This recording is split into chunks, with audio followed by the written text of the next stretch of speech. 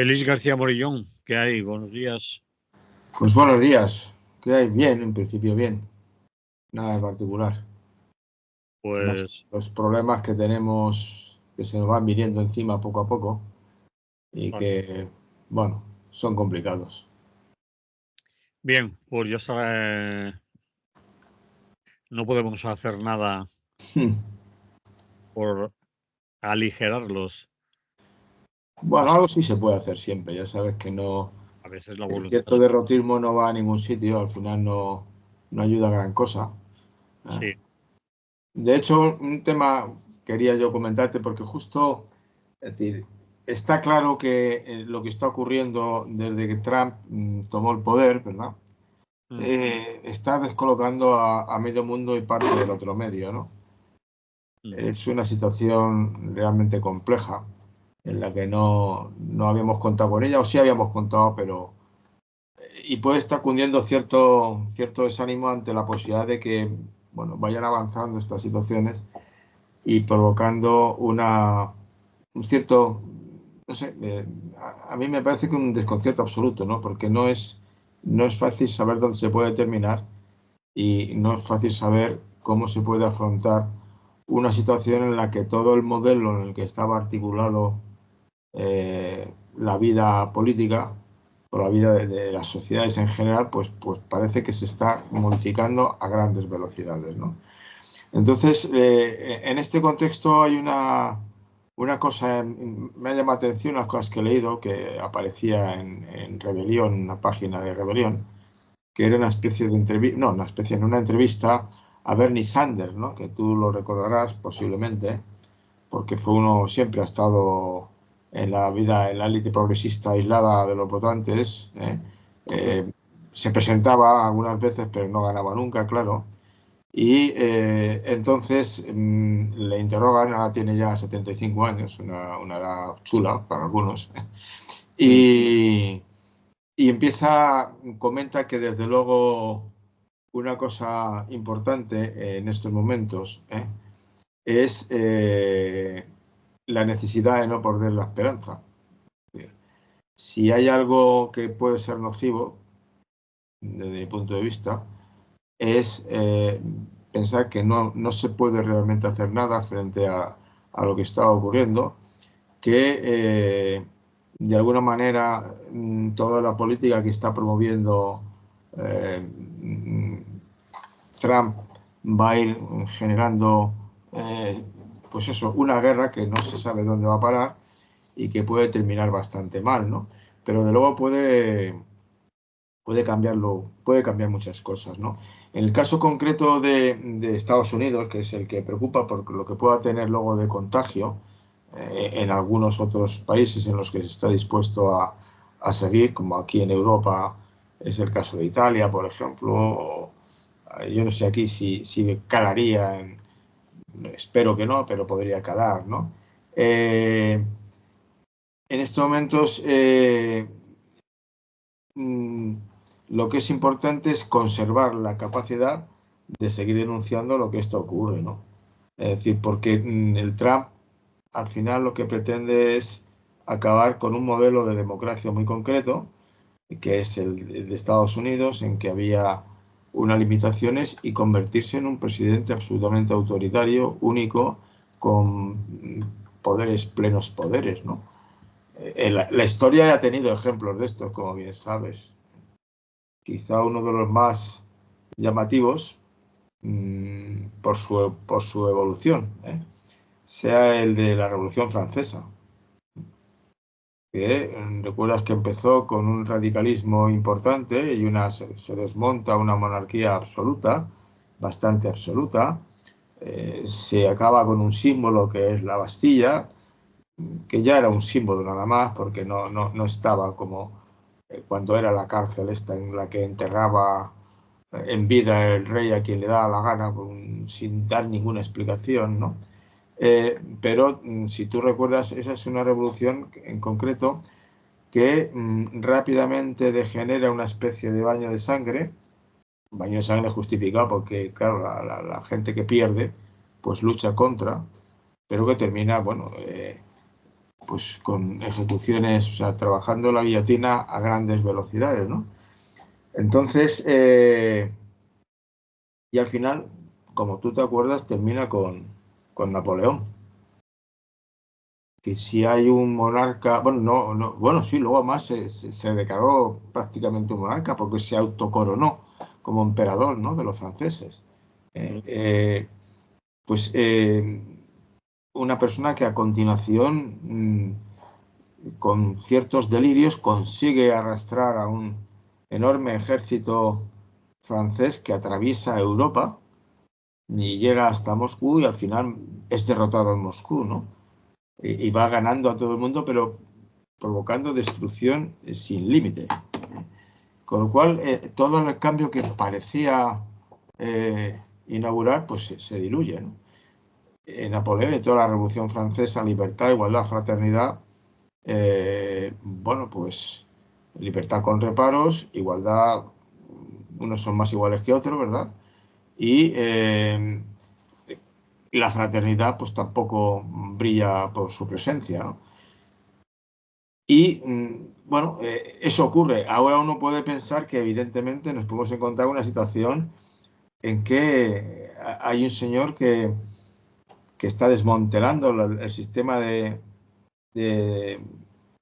balances y equilibrios y controles del sistema americano, porque está permitiéndose el lujo de destituir a jueces y cosas, o desautorizar a jueces, cosa que en principio era impensable en Estados Unidos, de autoperdonarse, que también a perdonar a sus amigos aunque hubieran cometido delitos flagrantes y juzgados con todas todos los criterios de respeto incluso al que se condena. Y ¿Te refieres a los que por asaltaron el ejemplo, a los que Capitolio? asaltaron, sí, o a jueces que fallaron cosas que no debían haber fallado, ¿no? Y al mismo tiempo te está dando a entender que, bueno, que no hay problema, que se va a quedar con Groenlandia. Parece que lo afirma con cierta rotundidad, uno dice, pues a lo mejor es cierto, ¿no? A lo mejor es cierto. El canal de Panamá parece que no se lo... Y de Canadá ya veremos lo que hace a continuación. Se encuentra con cierta resistencia. Y bueno, es una situación muy peculiar porque no sabemos dónde vamos a terminar, ¿no? Entonces, sí que Sanders lo que insiste en ese documento, en esa entrevista, en esa necesidad de frenarlo, comparando además lo que ha hecho Trump con lo que hizo el Reino Unido con el Brexit, ¿no? Mm. Que fue lo mismo, unas ultranacionalistas de derecha se cargan, deciden romper con la Unión Europea, hacer mucho daño y es poco claro que se hayan beneficiado. Nunca ha demostrado que todo el dinero que se iban a ahorrar y que lo estaban tirando y con eso no atendían a sus propios enfermos ni no sé cuántos. Y la sanidad no parece que haya cambiado nada por haberse hecho el Brexit, ¿no? Incluso parece que están bastante descontentos y a una parte importante de la población les encantaría volver a la Unión Europea. No les salió todo lo bien que esperaban, pero mucha gente no lo quería y ahora lo están notando. Bien, sigue, Claro, perdona. no, bueno, sí, tienes toda la razón, me parece bien lo que acabas de decir, ¿no? Y Sanders lo que pasa es que también reflexiona en que las cosas ocurren porque fallan muchas cosas también, ¿no? Él llama la atención de que tradicionalmente el Partido Demócrata era el Partido de los Trabajadores y, sin embargo, parece que ha cedido todo el terreno a un multimillonario, o falso multimillonario, lo llama él, ¿no? Y otros multimillonarios que pueda haber por allí, ¿no? Y, claro, el Partido Demócrata, pues al final ha sido más controlado por una élite progresista que se ha distanciado enormemente de la necesidad de las familias de clase trabajadora. Y de eso también en Europa podemos saber algo de esto, incluso en España, ¿no? Hasta qué punto, bueno, el propio Partido Socialista incluso la minoría que salió del 15M, al final tienen algo más de élites progresistas que no tengo claro, por más de lo que dicen, que estén beneficiando a la gente que está en condiciones de pobreza, aunque hay indicadores que son positivos, ¿no?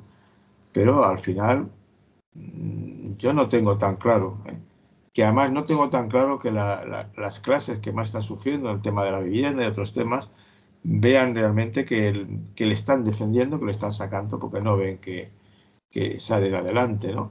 Entonces, quizás Sander acusa eso, de que la tendencia de la izquierda progresista a concentrarse en intereses transversales, la decolonización, lo del género, lo del estatus para los inmigrantes, ¿no?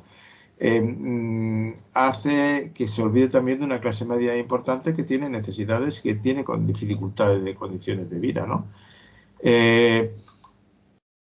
Vamos a ver lo que pasa con eso. Y eso es lo que pasa, cómo se reconstruye una gente, porque está basada más veces, ¿no? Tony Blair también le pasó eso con el nuevo laborismo, que también se distanció de las bases y no reparó las grandes derrotas del movimiento obrero con Thatcher, ¿no? Entonces, bueno, esa es la parte que tenemos que seguir trabajando, ¿eh?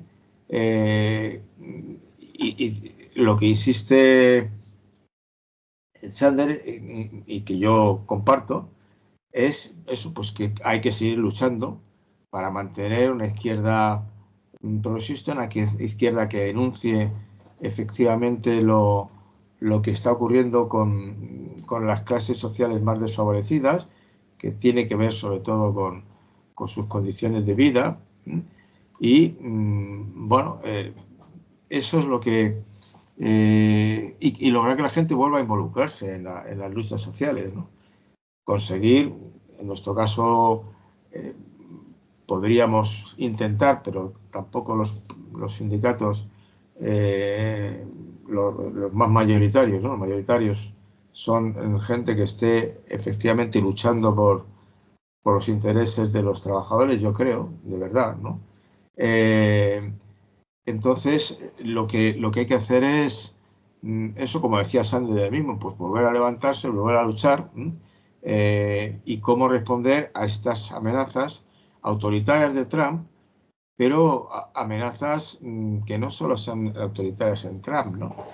Aquí tenemos ahora a ver exactamente en qué consiste esa énfasis que se está poniendo en rearmarse, ¿no? Por ejemplo, eso de qué va, ¿no? O esa... porque la sospecha es que, bueno, es posible que haya que... Hasta ahora habíamos vivido muy cómodos con la defensa, con el hecho de... o habían vivido los gobiernos de la OTAN, pero en estos momentos yo creo que es disparatado, ¿no? Como no tanto bueno, es posible que haya necesidad de... Desde luego hace falta reorganizar el sistema de defensa. Los países por ahora, es decir, me parece que te comentaba el otro día en la entrevista que yo sepa y yo recuerde, el único país que no tiene ejército ni nada de eso es Costa Rica, me parece. Pero claro, países como todos los que configuran la Unión Europea, parece difícil que puedan disolver los ejércitos, acabar esa cuestión, y lo que sí tienen que pensar es cómo articulan pero algo que realmente contribuya a la paz, claro, y contribuya, porque lo que dicen que es para garantizar la paz, pero tiene que uno estar seguro que eso es lo que ocurre, ¿no? Y aparte de los errores del pasado, pues uno se sospecha que como no están, siguen sin decir nada realmente serio para frenar los pasos del gobierno de Netanyahu y la extrema derecha de Israel, no sé exactamente qué podemos esperar o qué entienden esta gente por el rearmarse o por construir la paz. No lo entiendo. Es decir, no entiendo porque no hacen cosas que podrían hacer, ¿no? O podrían en estos momentos, bueno, ya veremos cómo van llevando las negociaciones, replantearse toda la presencia de las fuerzas de Estados Unidos distribuidas por Europa en la OTAN. Quizás sería el momento de pensar tranquilamente en cancelar la OTAN. Tú recuerdas como yo que en su día gritamos lo de OTAN no. Y luego nos dimos cuenta que OTAN de entrada no, pero que luego sí, ¿no? Porque vimos que al final entraba, ¿no? Hay partidos políticos que están proponiendo desde hace tiempo, partidos políticos y organizaciones sociales también, salirse de la OTAN y dejar la OTAN, pero en fin, eso es otro tema. De todas maneras, Bernie Sanders, en esa entrevista a la que haces tu referencia, que es una entrevista de hace 8 años, realizada en 2017 en el diario The Guardian, ya alertaba de cosas de este tipo, ¿no? Sí. Ya alertaba sobre el Partido Demócrata y propugnaba en esa entrevista que los demócratas vuelvan a sus raíces más progresistas y abandonen a una élite progresista dentro del Partido Demócrata, aislada de los votantes. Dijo que el Partido Demócrata se había distanciado enormemente de las necesidades de las familias de la clase trabajadora del país. Y un poco lo hacía todas las declaraciones escuchando el discurso en aquellos tiempos del propio Trump, ¿no? Es decir, Sanders siempre ha sido también una especie de verso suelto dentro del Sí, Partido siempre. Americano, no ha sido un tipo que, bueno, ha estado un poco de Pepito Grillo, si se puede decir esto dentro de su propia organización. Yo creo que tiene razón y el Partido Demócrata tendrá que ponerse las pilas. En cualquier caso, Félix, ayer mismo aquí en esta emisora hablábamos y nos hacíamos eco de lo que nos contaban las compañeras y compañeros de Democracy Now! En Estados Unidos, la emisora de radio y televisión que supongo conoces, de los cientos de miles, de los millones de personas que salieron a la calle este fin de semana pasada en Estados Unidos, en muchas ciudades de todo el país, para protestando por las políticas y el camino que está llevando Trump. Es decir, que no está nada perdido, así como en la última vez comentabas un poco que no se veía movimiento en Estados Unidos, que parecía que nadie se estaba oponiendo a nada, pues la gente está también en la calle. Lo que pasa es que tenemos la mala suerte, quizás, de que los medios de comunicación mayoritarios de estas cosas no se ocupan tanto, se ocupan más de lo grueso de la información, en este caso del señor Trump, y bastante menos en este caso, de las manifestaciones, las movilizaciones, las protestas en la calle de cientos de miles de personas. Hablan de millones de personas que en Estados Unidos este pasado fin de semana han salido a protestar por las políticas de Trump, no solo convocadas por el Partido Demócrata, ni mucho menos, sino por organizaciones de todo tipo, de carácter social. Es decir, que no está todo perdido. No, no, nunca está. Claro, eso yo creo que es a pesar de que la entrevista, como dices tú, es anterior de Sanders, pero el mensaje sigue valiendo. Es decir, al final es un problema de resistencia, un problema de organizarse y un problema de seguir luchando en todos los frentes, porque nada está del todo decidido. Lo que sí que es cierto también, vamos, yo pienso que es claramente cierto, es que pinta mal, es decir, pinta mal en estos momentos y pinta mal fundamentalmente porque de alguna manera la potencia de esas clases altas no está contrapesada por ese esfuerzo constante de lucha. Esa es la parte que yo veo. Pero claro, es lo que hay que hacer. Hay que seguir luchando y confiar en que se puede frenar algo de lo que está ocurriendo. Y lo que sacó en aquellos momentos de Guardian para titular su entrevista, perder la esperanza no es una opción, eso sigue siendo válido, creo. Sí, claro, ese es el asunto fundamental. Claro que sigue siendo válido. Y además hay posibilidades. Yo creo que no. Es decir, no está tan claro que puedan conseguir, porque la gente va a seguir pidiendo que se atiendan las necesidades reales de la gente, ¿no? Aquí, por ejemplo, en España lo tenemos claro, es decir, el problema de la vivienda sigue siendo un problema y hace poco salió mucha gente a la calle, ¿no? Exigiendo la vivienda, que efectivamente es uno de los temas cruciales porque sobre todo afecta quizá más directamente a la gente más joven, ¿no? Que no tiene, permanece en casa de los padres mucho tiempo o termina alquilando pues una habitación nada más, ¿eh? Que eso es remontarse a tiempos muy lejanos en este país. Y luego supongo que, claro, en otra cuestión que es fundamental, supongo que habrá que regular toda la cuestión relacionada con los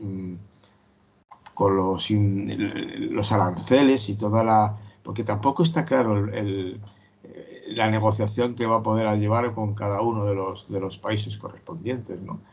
Y luego, pero vamos, al final la cuestión siempre empieza por lucha en donde estás. Y en este caso concreto tiene que ser luchar para conseguir efectivamente que se atienda a los problemas reales, que la política no se dedique a discusiones entre ellos bastante irrelevantes, sino que al final la gente pueda vivir en condiciones diferentes, que no se metan fraudes como los contratos indefinidos revisables, ¿no? Que se hagan las cosas de otra manera, que la gente pueda tener una vivienda, que la gente pueda acudir a una sanidad que realmente atiende las necesidades. Eso es lo que seguir usando las partes. Y eso se hace con manifestaciones, con saliendo a la gente a la calle y consiguiendo que de alguna forma pues, eso, mejoremos las condiciones de vida y nuestros gobernantes empiecen o intenten hacer cosas mejores, ¿no? El hecho de que nuestro presidente actual no haga más que presumir de la mejora económica de España comparativa con la de otras zonas del mundo, pues contra otros los países de la Unión Europea, pero al mismo tiempo hay que recordarle que, bueno, dirá lo que quiera, pero los problemas reales, por ejemplo, de los inmigrantes, por ejemplo, de la vivienda, por ejemplo, de los salarios, todo eso está sin resolver, de alguna manera.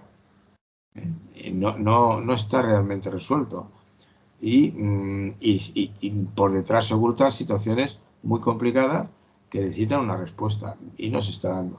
Y esa respuesta se consigue articular en la medida que los sindicatos incrementemos nuestra capacidad de intervención en conflictos planteados a los empresarios para sacar mejoras que beneficien realmente a la gente que trabaja y que la ciudadanía en las asociaciones de vecinos o otro tipo de asociaciones sigan luchando para conseguir que las condiciones reales de existencia, de vida cotidiana de las personas mejoren en aquellas cosas que fundamentalmente importan. Que evidentemente es un salario digno, es una vivienda digna, una enseñanza para sus hijos digna y una sanidad digna, por poner quizá los pilares más fundamentales de lo que constituye una sociedad que aspira a ser eh, justa. Yo lo democrática o no democrática me parece bien, pero pues una sociedad justa, en la que las desigualdades no son brutales, en las que no hay que escorrarse para conseguir un salario de mierda y en las que la gente puede encontrar que esas necesidades fundamentales son satisfechas y entonces denunciar que no se hace, que esto no se está haciendo. Muy bien, pues, esas reflexiones las dejamos aquí y con la esperanza, el deseo y las ganas, además de que todo no llegue al fin que pretende el señor Trump y los suyos. En cualquier caso, a veces pienso, al menos yo, que lo suyo es una apuesta de máximos, un órdago para intentar ponerlo todos patas arriba y que tendrá que, en muchos temas, en bastantes temas, recular, no solo en su país, sino con el resto de países del mundo, que no se van a quedar dormidos obedeciendo y diciendo sí, señora, sí, o sí señor, sí buana, lo que usted ordene. Es decir, que Ya. queda mucho camino por andar, ¿no? Es cierto, es cierto. Y además queda, no solo queda mucho camino, sino que queda un cambio radical en la balanza sobre el que tenemos muy poco. Es difícil hacer predicciones, ¿no? Es decir, un posible escenario de esta situación es que al final aparezca ya una superpotencia que es la que controla el bacalao, ¿me explico? Y que es la China. Y China no es ninguna broma. No, No, y él lo sabe, que no es ninguna claro, broma. no es ninguna broma. En concreto, por ejemplo, pongamos por caso, es decir, para muchas de la agricultura, incluso la agricultura ecológica de Europa, depende de China, de materiales, instrumentos y herramientas que se fabrican los chinos y que pueden imponer sus reglas del juego en su momento, porque son ellos. En este momento se han convertido, o por ejemplo, algo de lo que pensar también, es decir, el caso de la posición de Europa respecto al control de los medios digitales, que quería hablar un poco después de eso, más adelante, pero en estos momentos quien más la potencia en el mundo digital y en el mundo de la inteligencia artificial posiblemente sea China. Bueno, pues si vamos a hablar después un poco de ese tema, cerramos lo que hasta ahora llevábamos, ponemos un poco de música, si te parece. Me parece bien. A continuación, seguimos aquí contando cosas.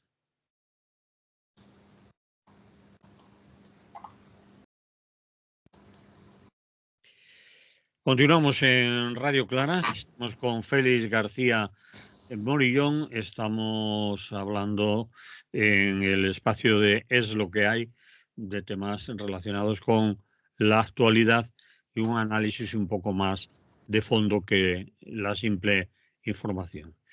La economía en el anarquismo es un artículo de Félix García Morillón, que Félix García Morillón en marzo de 2025 escribió, coescribió, ahora no lo comentará, porque después hay una localización de ese artículo en la revista Libre Pensamiento en la primavera de 2020, entonces no he entendido bien de qué fechas estamos hablando.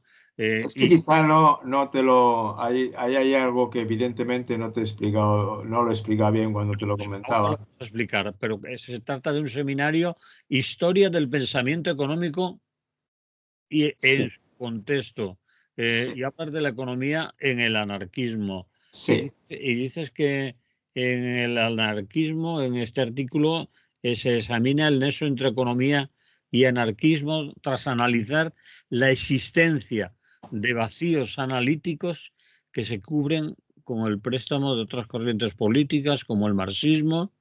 Y dice también este artículo, ahora tú nos explicarás todo el contexto, que constatamos un mayor papel del anarquismo en el ámbito propositivo y mostramos las diferencias con la derecha, que ahora se llama en algunos casos libertaria, que ya manda webs que dirían. En bien. fin, Vale, voy a situarte en el asunto, porque sitúanos si no en la el liamos, ¿no? punto y en lo que Yo, quieras. yo soy invitado a un seminario de economía, ¿no?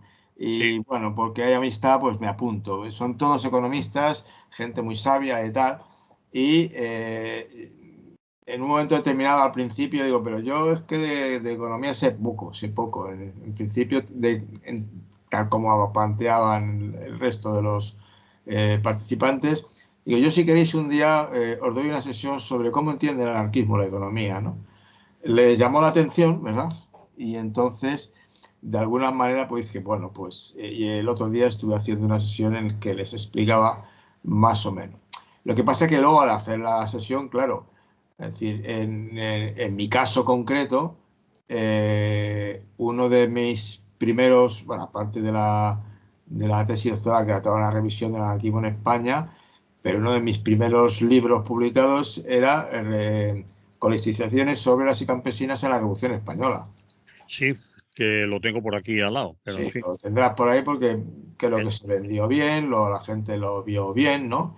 En el cual yo efectivamente lo que hacía era exponer que el anarquismo tiene una propuesta económica sólida. Y no solamente sólida, sino que la llevó a cabo. ¿eh? Y la llevó a cabo en condiciones de guerra dura además, en la que se estaban jugando de alguna manera la vida, ¿no? Y por lo tanto, bueno, hay que tomarse en serio cuando los anarquistas hablan de esas cosas, porque de lo que hablan es sólido. ¿eh? Tienen detrás. Aquí el librito además lo tradujeron en Italia, lo metieron en Italia también, o sea que bueno, un libro que tuvo una cierta difusión, ¿no? Pero luego he seguido haciendo artículos sobre el tema, ¿no?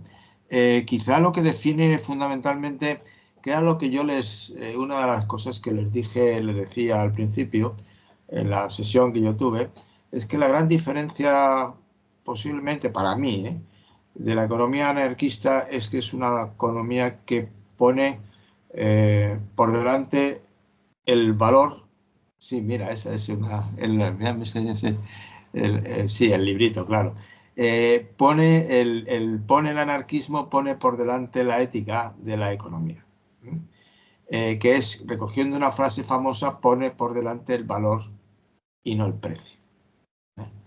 Y lo decía a propósito de este incidente reciente, cuando uno observa en España y lo que te lo comentaba muy por encima el otro día, me parece recordar que hay el presidente de Movistar o de Telefónica, se permite el lujo de ganar, no sé si era el de Telefónica, pero cualquiera me valdría en estos momentos 7 millones u 8 millones de euros al año de salario, cuando sus trabajadores más cualificados ganan los cualificados, los trabajadores, no los ya de los más de arriba, que ganarán más todavía, pero están en 25.000 euros al año. 7 millones de euros frente a 25.000 euros al año. Sí. Me parece que la cosa es clara, ¿no? Y yo decía, necio el que confunde el valor con el precio, ¿no? Entonces, como la economía, el capitalismo, lo que se caracteriza, que es todo por la pasta, es el precio y no el valor. Lo que es valioso, y lo que es valioso en principio es aquello que satisface las necesidades de los seres humanos y les proporciona bienestar y las necesidades no ficticias, sino las necesidades reales. El Marc Neff, el chileno este, lo tenía muy claro. Es decir, en estos momentos, pongamos un pequeño detallito, nada más. El que las tiendas se llenen, los grandes almacenes se llenen en los momentos de las grandes rebajas y tal, indica que la gente está consumiendo compulsivamente cosas que no necesita y que no tienen sentido. Por ejemplo, escuchaba el otro día hablando de qué está pasando con la ropa y luego la destrucción de la ropa usada, que está siendo un problema de contaminación no despreciable. Decía, con que una persona se compre 8 prendas al año va sobrada.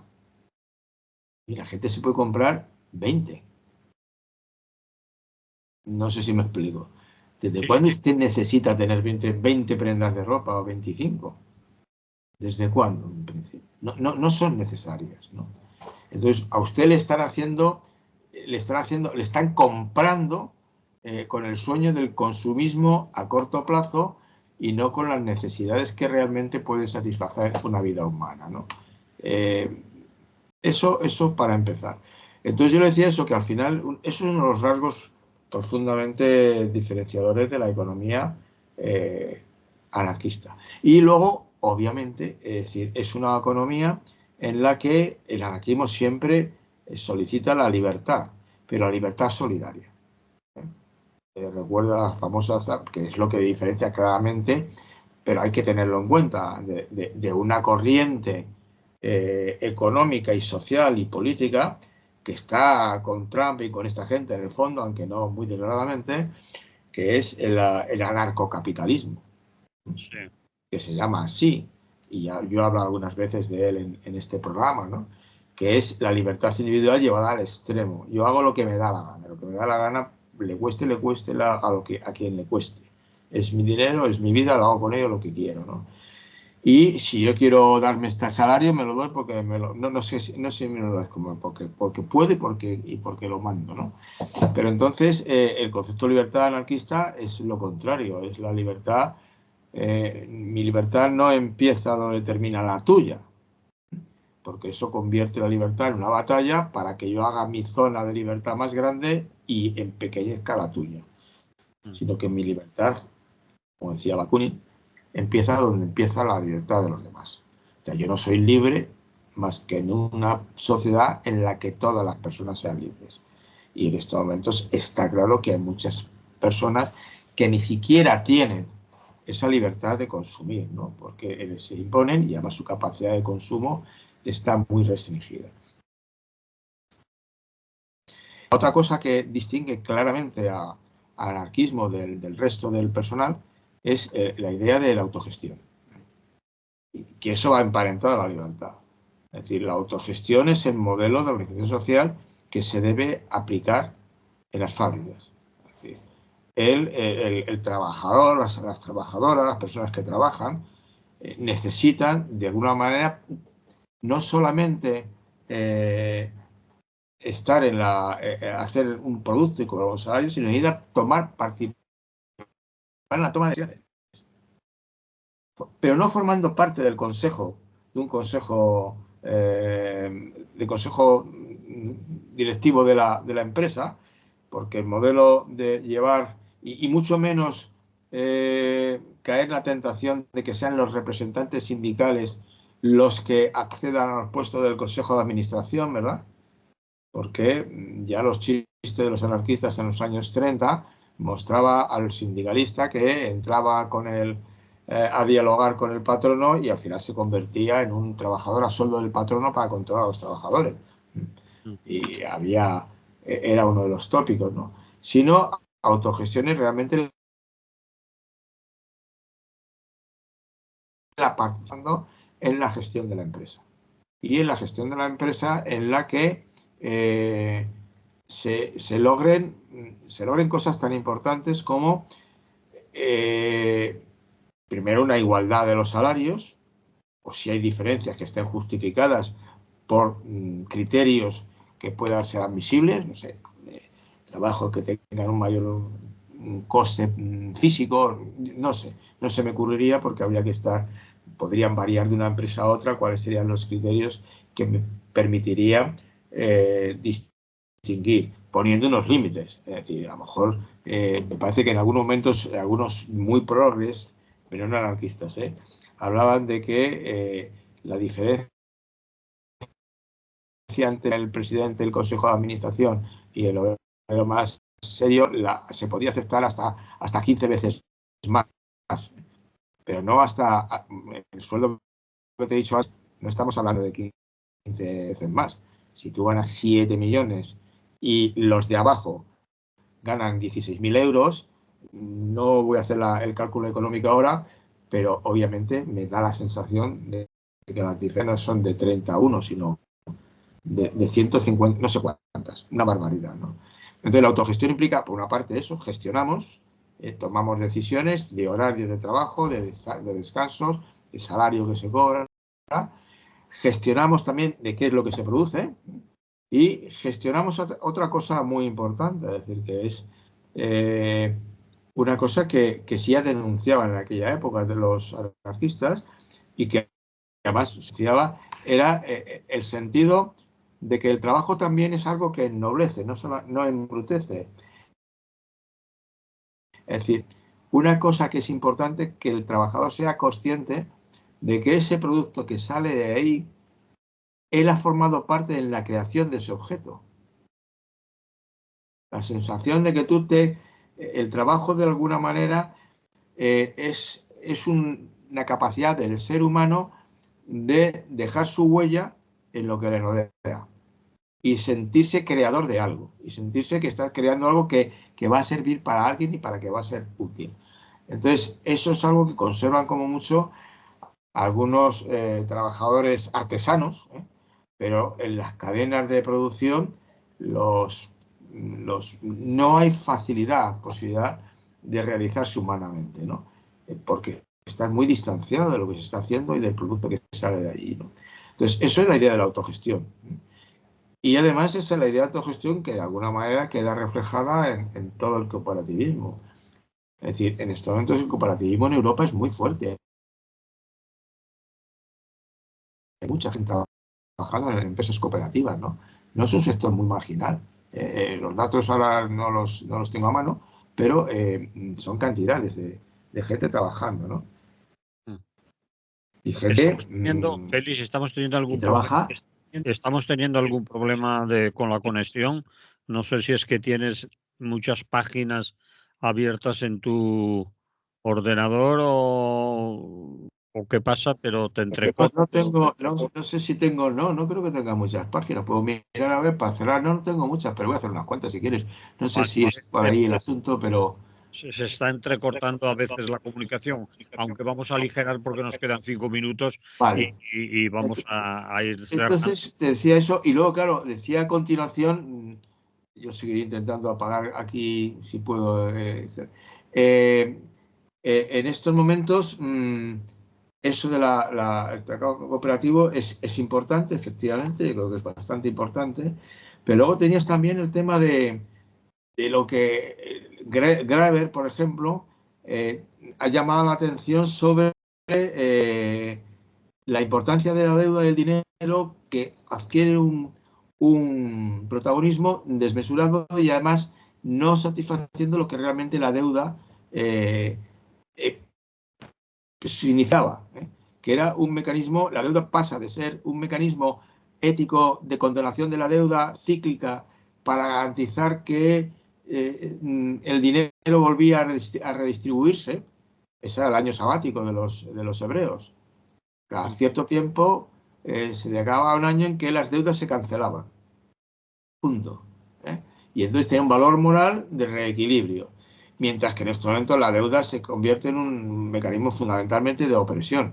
Es una deuda que se utiliza para que la gente se someta un poco más, ¿no? Y entonces lo que importa en estos momentos, yo creo que la economía del anarquismo es lo que reivindica esa prioridad de lo moral, de lo ético frente a la pura ganancia, esa necesidad de generar solidaridad mientras se trabaja, esa necesidad de generar que los seres humanos adquieran el protagonismo, los que trabajan, en lo que hacen, en cómo lo hacen, y no sean productos que al final no lo sienten como propio, no se sienten implicados en ese asunto.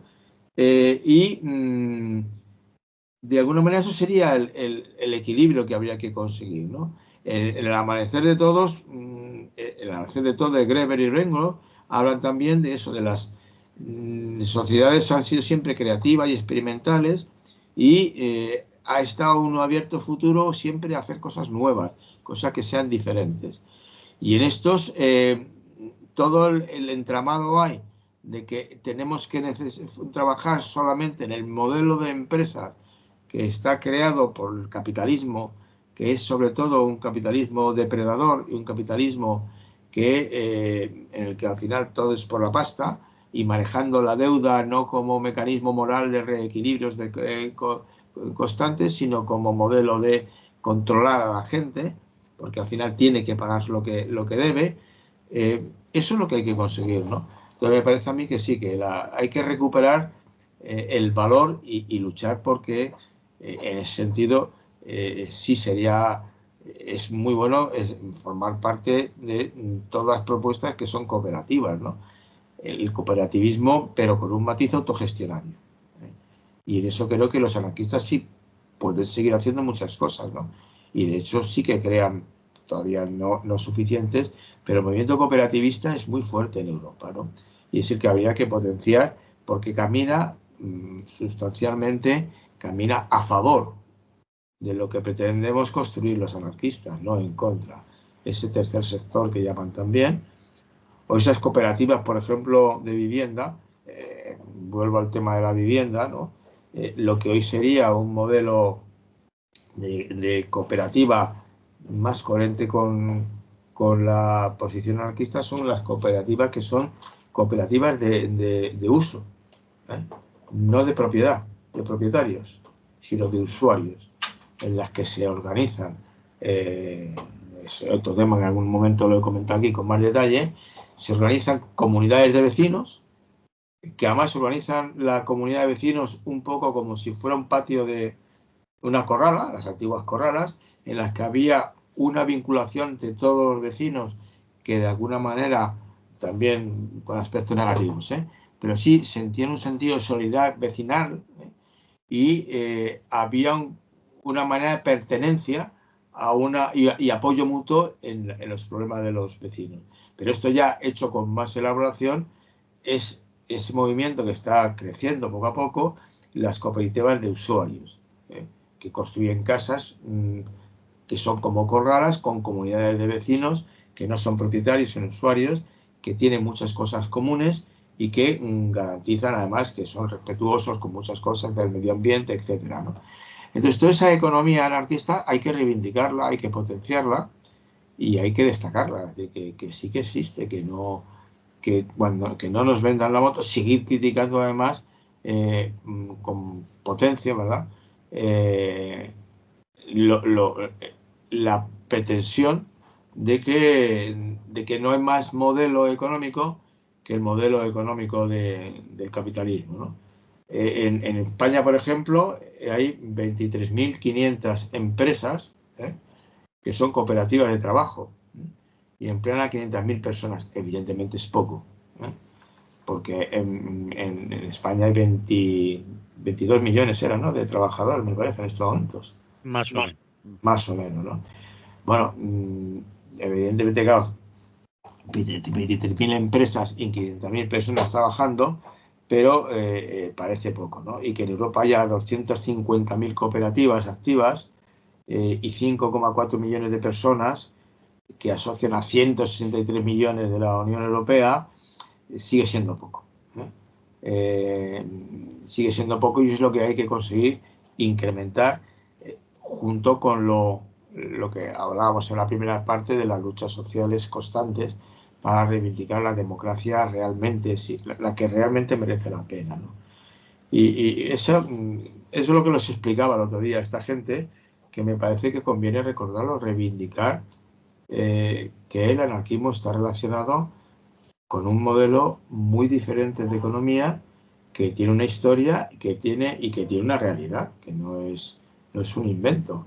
Es decir, yo no digo que las cooperativas funcionando se reconozcan como anarquistas, pero gran parte de ellas tienen ese modelo en la práctica, en su política de cómo trabajan y cómo distribuyen la riqueza creada y cómo se preocupan de que lo que hacen, sobre todo las más conscientes, cumple con ciertas reglas de respeto del medio ambiente, de respeto de los trabajadores, respeto de la zona en la que están trabajando, es decir, una serie de cuestiones que cuando aparece el capitalismo, digamos, el modelo capitalismo, capitalista, no tiene nada que ver con esa manera de entender una empresa, ¿no? Muy bien, Félix. Pues aquí lo vamos a dejar con estas reflexiones. Volvemos a oírnos la semana que viene si no pasa nada. Y hasta entonces, que vaya bien, que haya mucha salud y ya nos iremos hablando. ¿De acuerdo? Gracias y eso, que tengáis un buen día.